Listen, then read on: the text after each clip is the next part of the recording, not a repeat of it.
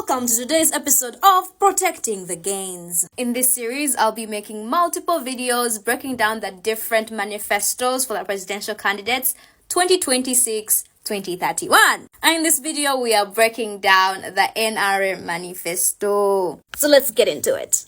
That's the table of contents illustrating what is in the manifesto. More table of contents. It continues going. One thing before we get into this manifesto, one thing that I did notice is that this manifesto is a comparative analysis, because essentially it shows where Uganda was, where we're currently at, and where the NRM government seeks to see us go.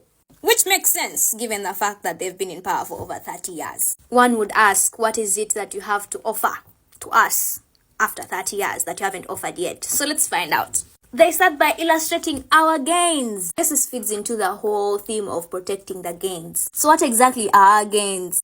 They tell us that economic stability is non-negotiable, stating that the size of the economy has doubled in spite of global shocks such as COVID-19 and disruption in external markets, and that real GDP has grown faster every year. They say that Ugandans are wealthier and that poverty has declined by 21%. But in their opinion, they have unfinished business. They say that over the past 4 decades, which is a very long time, they have laid a strong foundation. This is a list of the things they have done in that particular 4 decades. But what do they seek to do?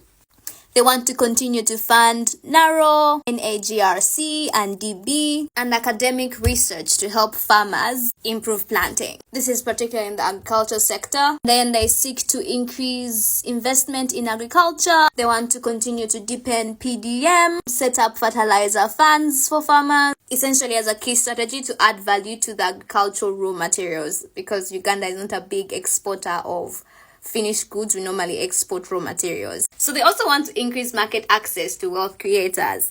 And their strategy is twofold. 1, by first boosting household incomes, and then 2, through regional integration to access like bigger markets like the East African Community, COMESA, and the African Continental Free Trade Area. And this is the list for the fiscal plan.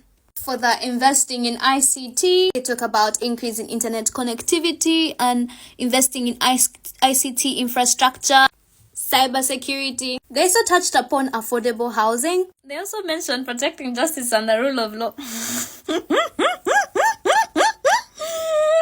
This one, I don't know. I really don't even know why this one is in the manifesto, but okay. One that I really found interesting was the affirmative development initiatives. So affirmative essentially means that they place more interest or more attention or more advantage to a particular category of people. So think of it as affirmative action in a way, but in a policy related sense, right? And like I said, they first give a case study of the things they've already done in that particular area, like the Northern Uganda Rehabilitation Program, the Northern Uganda Social Action Fund, etc. And you might ask me on a policy level, Janice, why do they do this? Well, it's because in some places there's a disproportionate gap in infrastructure, access to health or education in those particular places. And so there needs to be a way to place more attention to those areas if we're going to have like some sort of balanced general integration, maybe economically, education-wise, fiscally in general, etc. They added they added one of these. At the end they said, tried and tested. Anyway, stick by. Next video is going to be breaking down the FDC manifesto.